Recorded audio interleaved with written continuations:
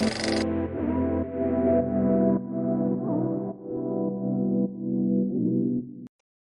back to Lights Camera Thrills, the podcast where we dive deep into the world of suspense, cinema, and storytelling.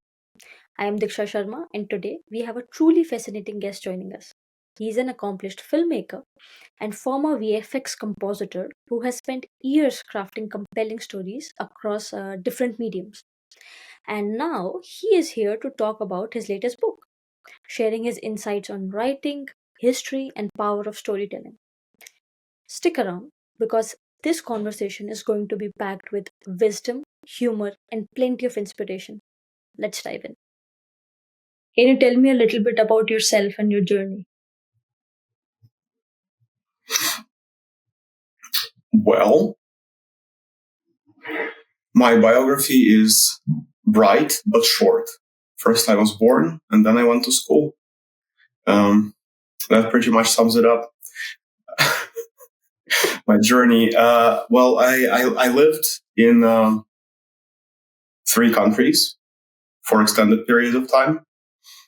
I was born and grew up in Russia.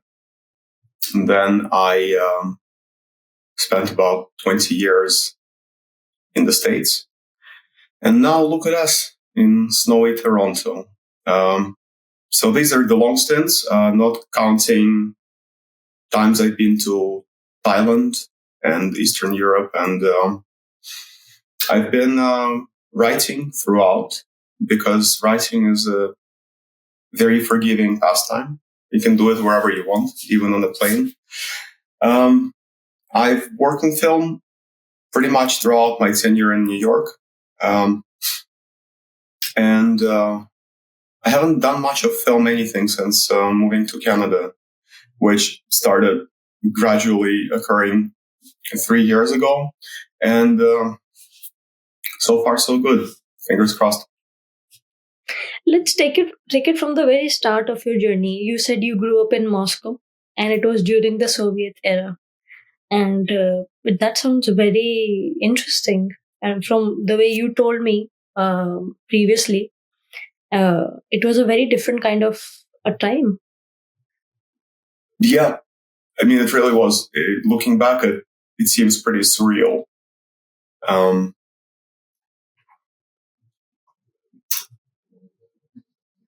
I guess the biggest difference I would say is the amount of information you are exposed to and the amount of information that you get to curate.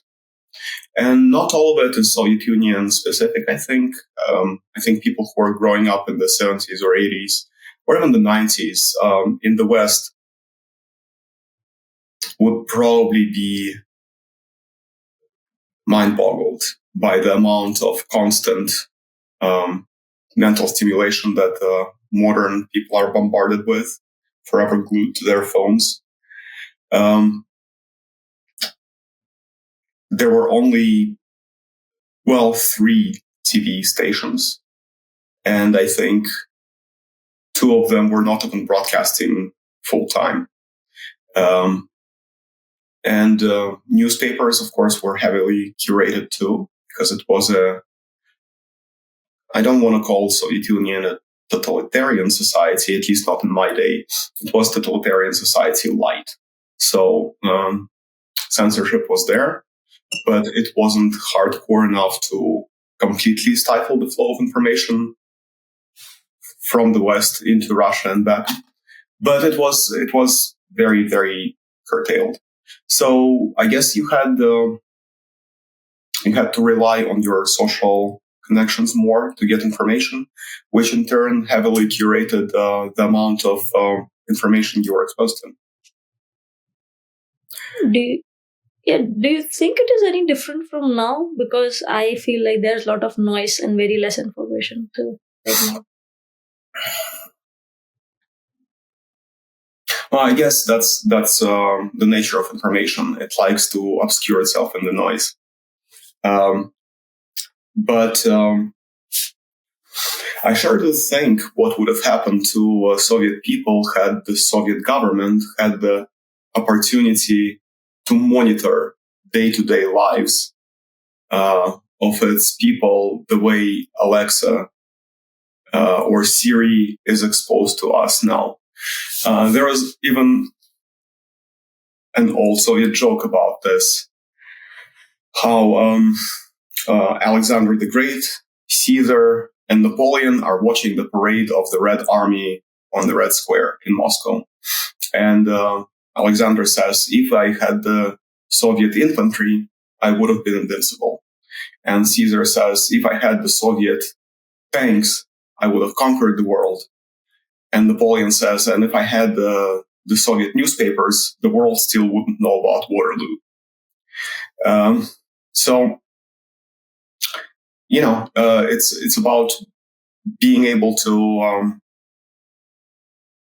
access information that's not ready available to you, I would say, than information being available per se.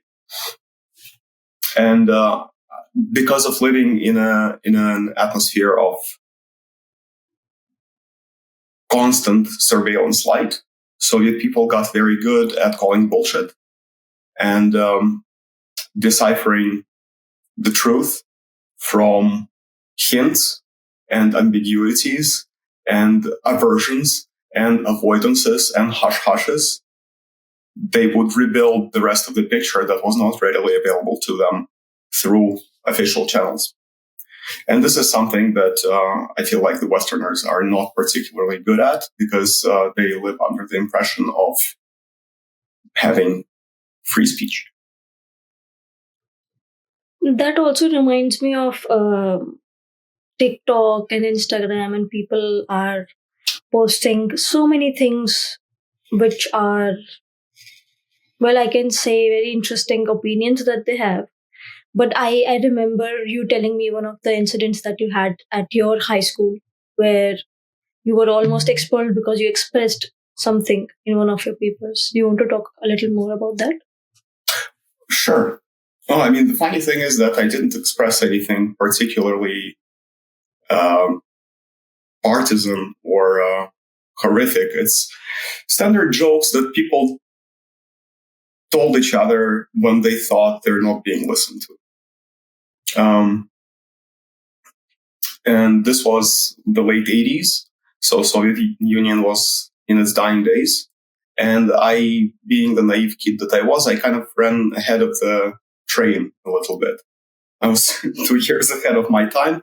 And I started poking fun. We're supposed to write an essay based on some patriotic painting about young pioneers saving their flag from the Nazis who are coming into the city. And like, there's this like strip of red cloth that they're wrapping around one of the kids, and they're going to smuggle the cloth out. And I'm making these like wisecracks about high fashion in the Soviet days, alluding to this red piece of cloth. And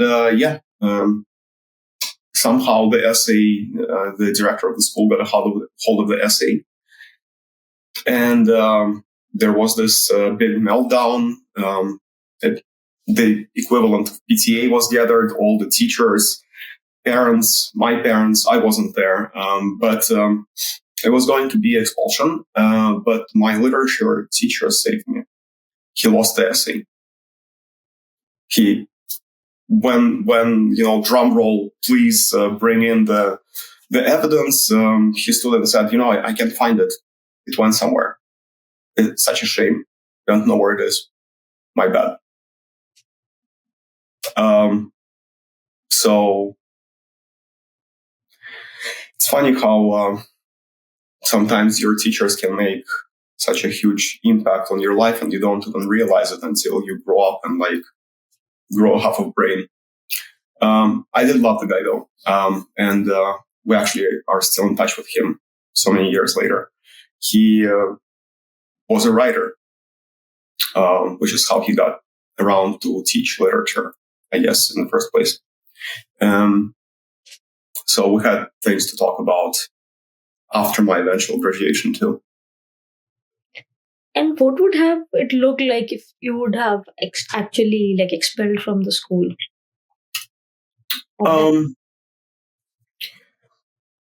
I mean, it wouldn't have been the end of the world, really. I still would have gone to school, just a different school, just a shitty school.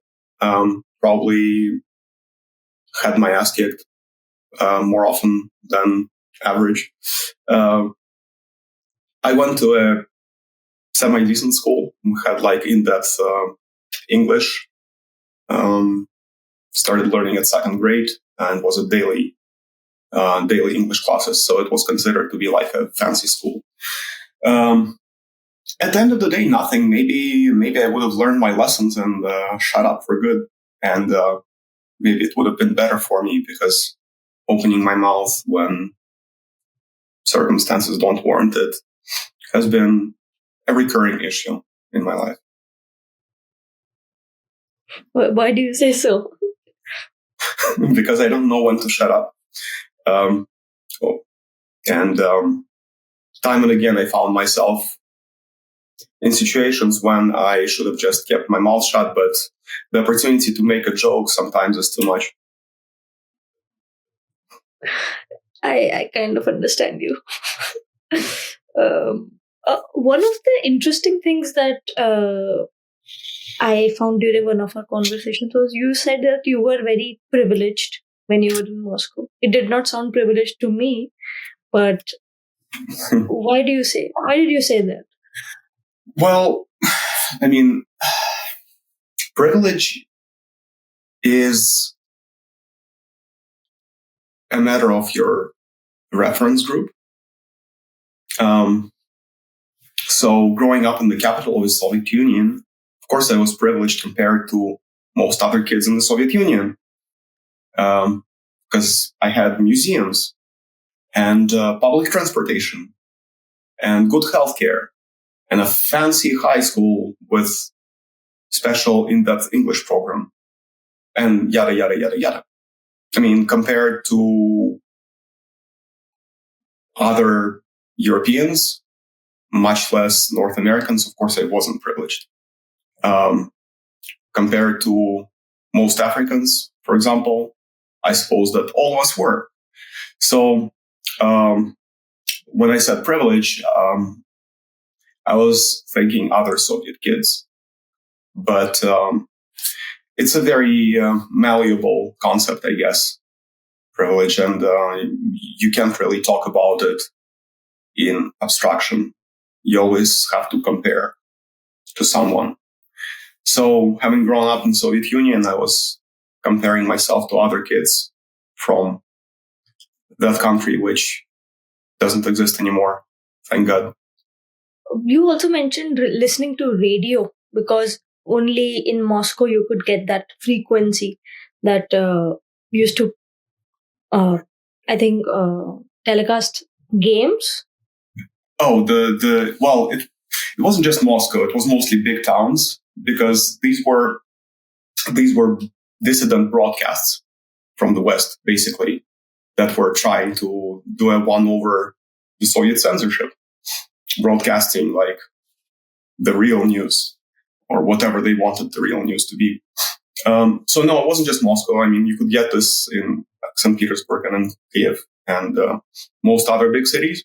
It was tricky because the Soviet tech arm was trying to fuzzy up and kill the broadcast. So it was constantly changing frequencies and lots of interference. I was just trying to get the Voice of Canada. I think it was a bi-weekly broadcast. I wanted to know the results of NHL games, which were not available through the Soviet press. So I wasn't really listening to it.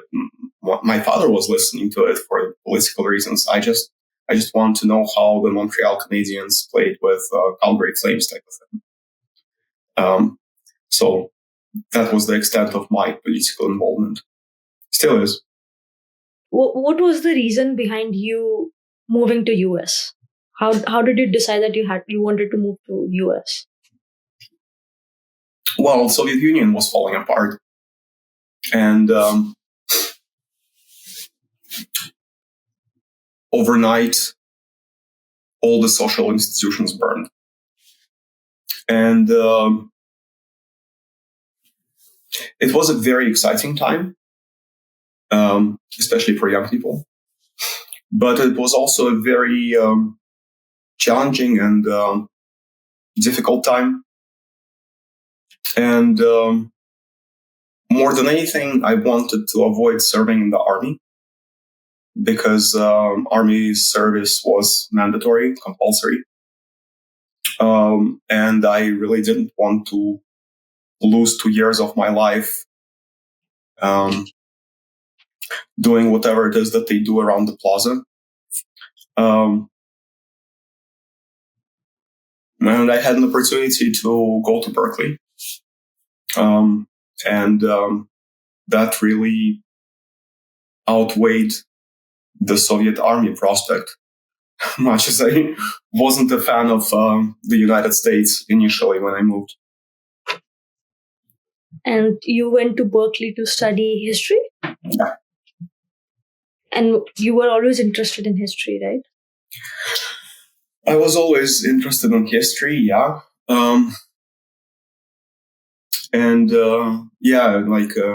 Now that you ask me, I even remember people in school drew caricatures of me as a savage, like a Neanderthal in a leopard print skin, like a coat with a club in my hand, holding a book of history in my other hand.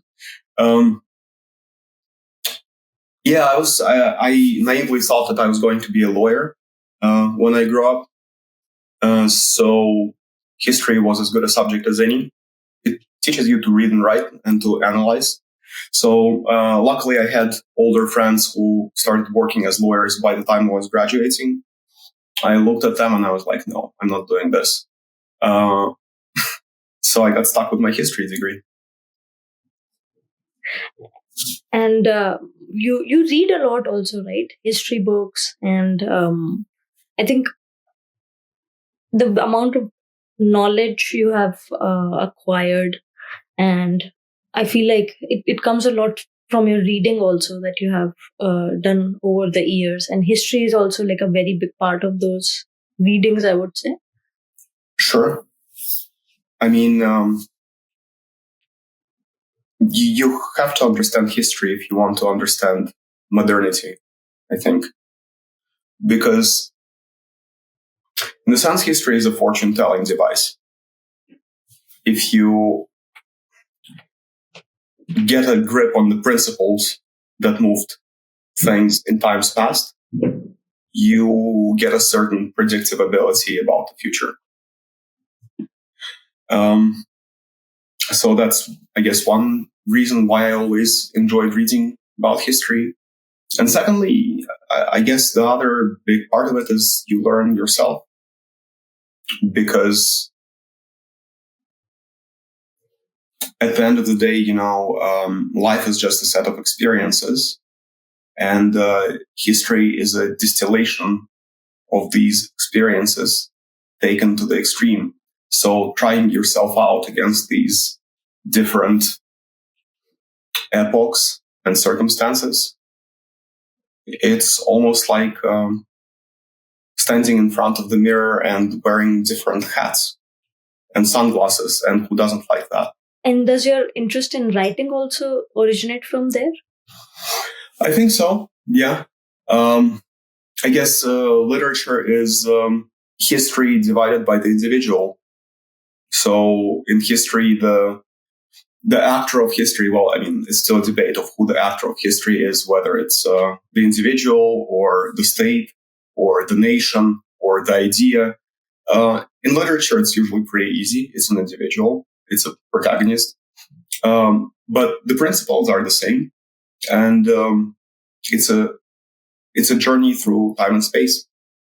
And if you pick your times and your environment right, you might actually get a good story out of it.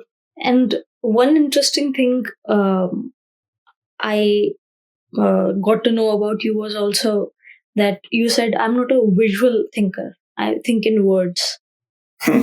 I see why, because you read so much and you love writing. But it seemed very interesting because I'm a filmmaker, so all the people I meet are very visual people. They can put things in front of you, draw an image, but someone like thinking in words sounds so fascinating to me. Um, What does that look like? Like, how do you approach things? I mean, I think a lot of it has to do with my childhood, probably, because Soviet Union had a remarkably shitty consumer design division. And when I say this, I want to make a preamble and say that, of course, there were exceptions, and they were fascinating artists and incredible design pieces. But overall, as much as you can generalize about these things, like, I haven't seen a comic book until I basically came to the States. It was just like not a thing. People read. They didn't look at pictures, even little kids. Disney was not a thing. Soviet cartoons, some of them phenomenal and exceptionally unusual and artistic, but there weren't a lot of them. And there is only so much you can watch in reruns. Et cetera, et cetera, et cetera. I guess what I'm trying to say is that, if you, for example, made a mental experiment and you transposed yourself to the 16th century, right? The beginning of the Reformation. The only book is the Bible. That's your book. You can read it. You can read it from like beginning to end or from end to beginning, but like this is it. I'm exaggerating. Of course, it wasn't the only book, but you see what I'm getting at, right? You learn to manipulate the symbols, the memes that are available to you. And then you create your own symbols or memes out of those symbols that are available to you, the beginning of your starting library. And so when for a decade or two you learn to think and to express yourself in this way, it's jarring to switch to a different mode of communication, like visual communication. And again, I know phenomenal designers who grew up in the same town as me, and that didn't hamper them, which I guess opens up the question of the other half of the story. How much of it is maybe genetic, maybe early upbringing, maybe, exposure to arts museums or encyclopedias that were smuggled in from France, which had nice, colorful pictures. But I think that much as there is a lot to say for like the left side of the brain, the right side of the brain, and people who think differently based on which side is prevalent. So it is, I think, with communication. Some people think in concepts and some people think in images. And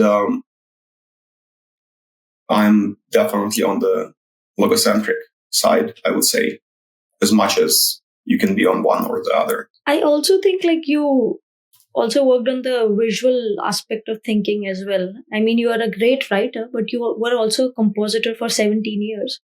So I would assume that must have taken a lot of effort to change the way of thinking. Well, most of the effort was borne by my employers who were paying my salary despite having me for a compositor. Listen, compositing is a rather technical field. I mean, yes, absolutely, it's visual at the end of the day.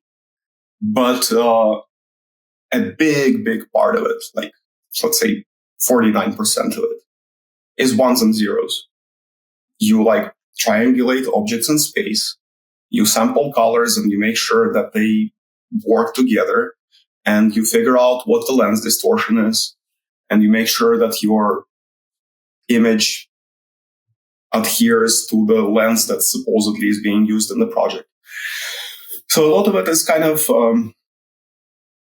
intellectual as opposed to like judgment or aesthetic call. Secondly, well, when you do something for a really long time, um, you can teach a monkey to do things.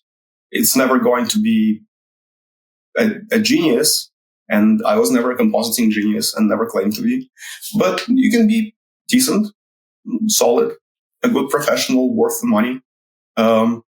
Whether or not you are taking up the space of somebody who is exceptionally talented and hungry and wants to break in and is having trouble breaking in because this is the film industry, and breaking into film is like, I guess, a subject for a whole separate podcast. Yeah, that's the question. But, little children have little children to feed.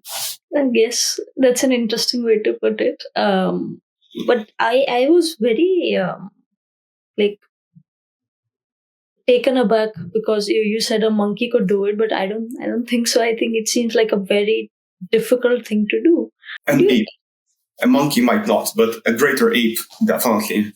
A smarter chimp.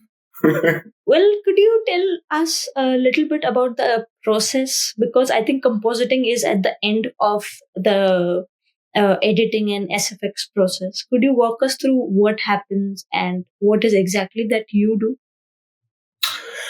Well, compositing is basically, we're the bitches of the industry. We're fixing everything that they messed up in the long pre-production, production, and post-production process. Everything that doesn't work,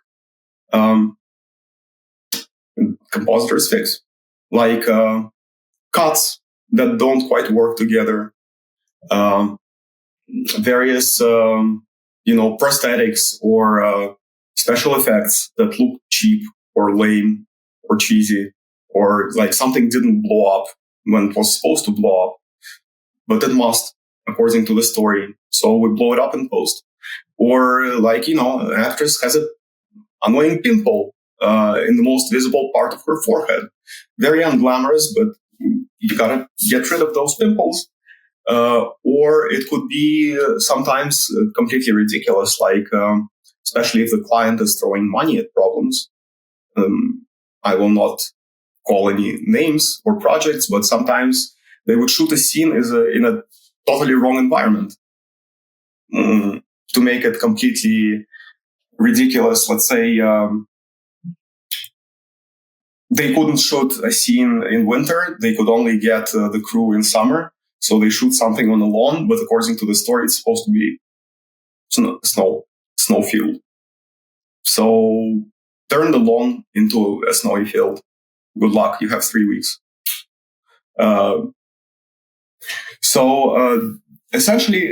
Essentially, compositing is the art of make believe. So you take elements that don't belong together and you bring them together as if that's how they were shot. So we work very closely with 3D people, of course.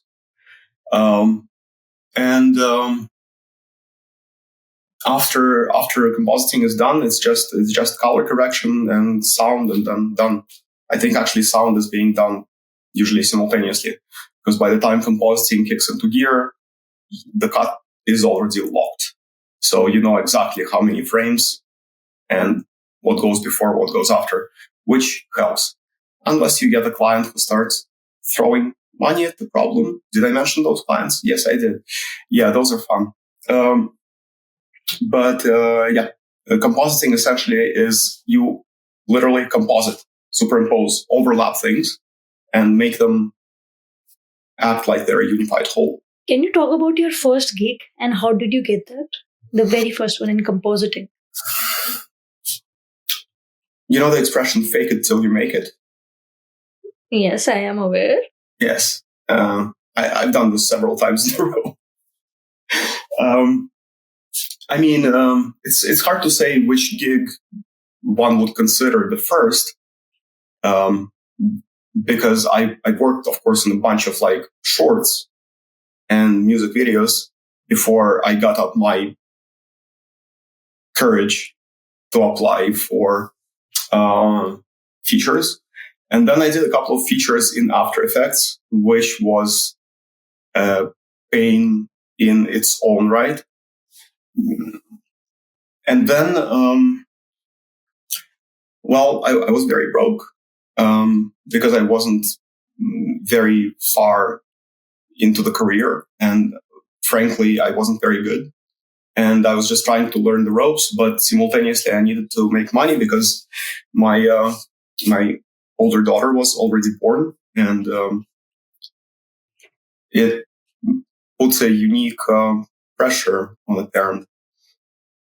So I was basically applying like to everything I could get my hands on, and I applied for a gig that required knowledge of a very particular software, Nuke, which was becoming like the hot new software for compositing in the market at the time.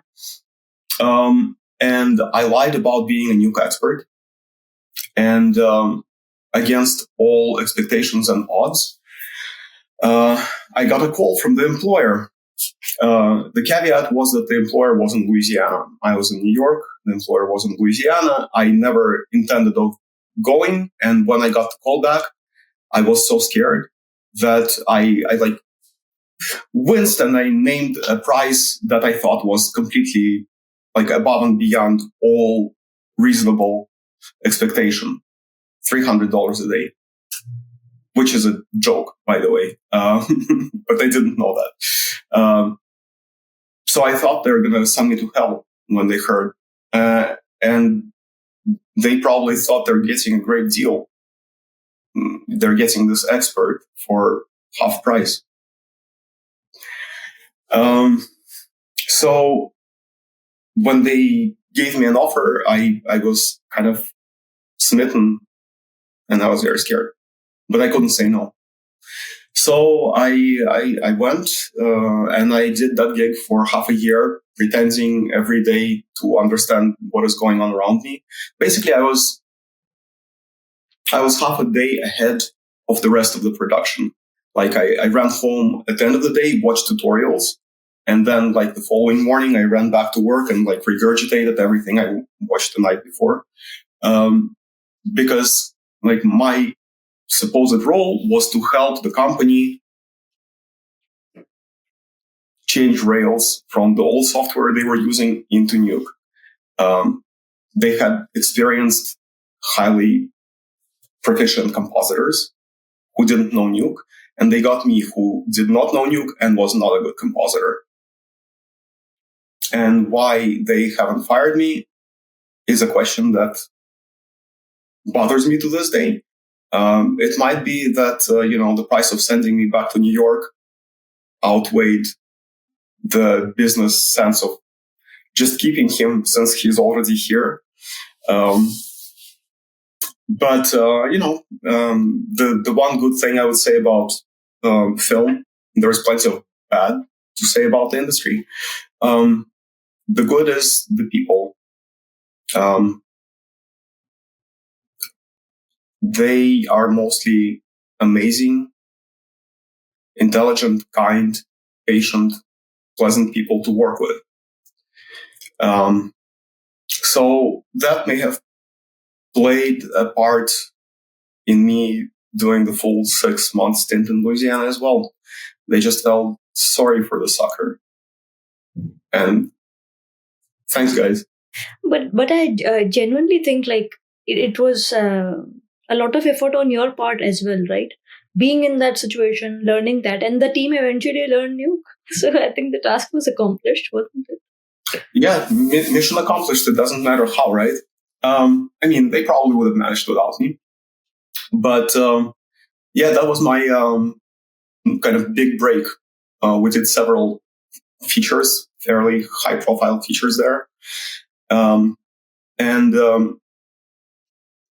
It wasn't even New Orleans. It was like North Louisiana. So there isn't much to do there, to be honest, other than work. There is if you live there. But I was only there for 6 months. I didn't even have a car. I was the only person older than 16 who rode a bicycle in that neck of the woods, which freaked people out to no end.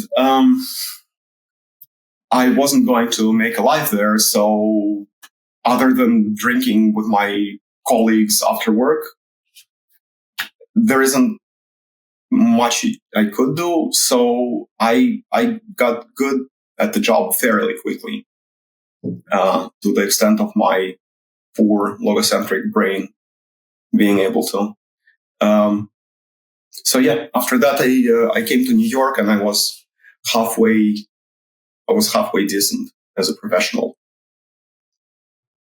And you have done writing. You have been a compositor, but we haven't talked about you being a director. You have directed a few films. What was that experience like? Well, I always wanted to write, but my English wasn't good enough to write in English. So I did write in Russian, but I guess it's part of vanity. You want to speak to the bigger audience too, and Russian, especially Russian while living in the States, is always a little bit provincial, right? It's parochial. So the bright idea that occurred to me is that, the language of film is international, right? So why write when you can make movies? Wrong. I do not cut it as a director. Although when I look back at my old films, they're pleasant enough. It's not like they're cringe to watch. It's just I see how my way of telling a story is inherently a paper-based way of taking a story, as opposed to, the film-based or the visual-based.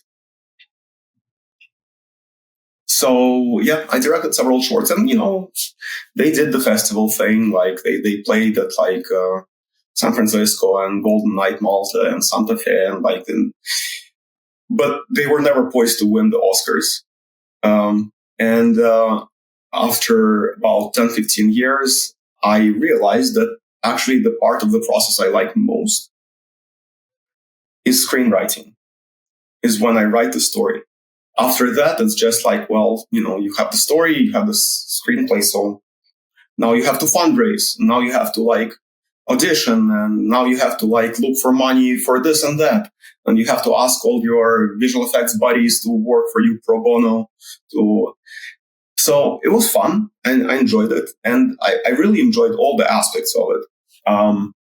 I like hanging out with people and being on sets. It's all very much fun.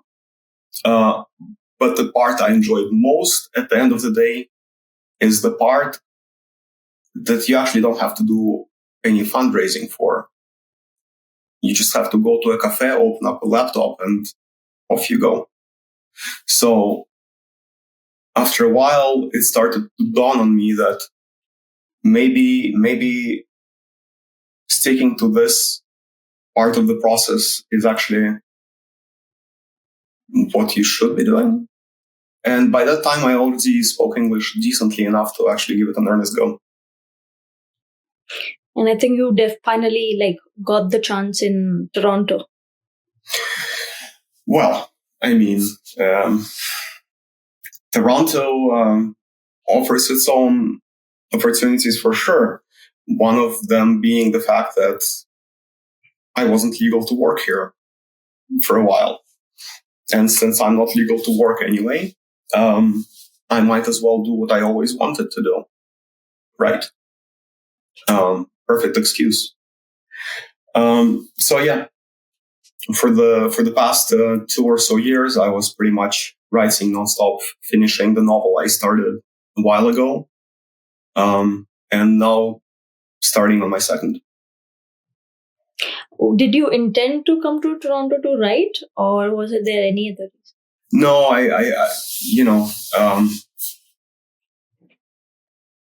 basically, I get yanked around the world following women that I love. That's how I ended up in New York. And that's how I eventually ended up in Toronto. My wife teaches at U of T, and she's a tenured professor. And me, I used to work remotely. So Toronto is as good a place as any. It has high-speed internet. So to me, it was just another adventure. Of course, after the film strikes in the industry, which happened about 18 months ago, I guess, everything went belly up, including the company that I was employed with. So even the working remotely part was no longer applicable. I just sat here and wrote like a maniac. And so far, so good. It's a good place for writing. And what are you working on right now? So right now, the new book I'm writing, I paired up with someone, or rather they paired up with me. I have an old friend who had a very interesting biography. Without getting into too much detail, he belonged to an international crime syndicate that did some pretty high-profile white-collar heists around the world, defrauding investors of billions of dollars, international banking fraud on like crazy scale, with all the adventures that usually accompany such a lifestyle. And, he paid his dues, did his time, and he wants to tell his story. And since I'm a writer and he's a busy man, we found each other. It's a perfect symbiosis. So this new book I'm working on is an autobiography. And I'm kind of offering my limited expertise as the co-writer. And my first book is it's an alternate history mystery. It's a book in the tradition of The Man in the High Castle or the Yiddish Policeman's Union. It's a historical detective story that is set in a Roman Empire that has not fallen, but rather carried on and became this dystopian society obsessed with utility, logic, health, purity, cleanliness. Completely atheist. It's very reason-based.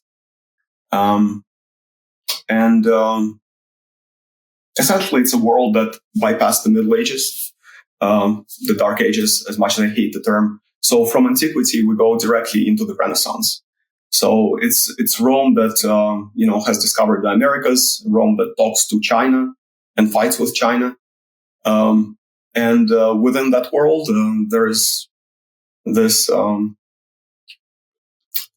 detective with a drug abuse problem. It's kind of a very noir character who is sent to investigate a series of mysterious murders and disappearances in a remote, disease-ridden province, and he starts untangling the knot. And of course, things lead all the way back to Rome.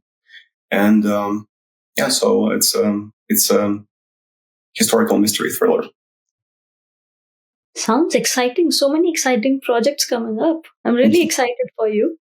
And thank you so much for being here. It's my pleasure. If your viewers have any specific questions, pass them along. I'll be happy to answer. What an insightful conversation. A big thank you to Michael for sharing their journey, experiences, and insights on writing, film, and everything in between. If you are eager to dive deeper into their work, be sure to check out their ebook. Details will be in the episode description. And as always, if you enjoyed this episode, don't forget to subscribe, leave a review, and share it with fellow film and book lovers. Until next time, this is Diksha Sharma signing off from Lights Camera Threads, where unforgettable stories are always in the spotlight.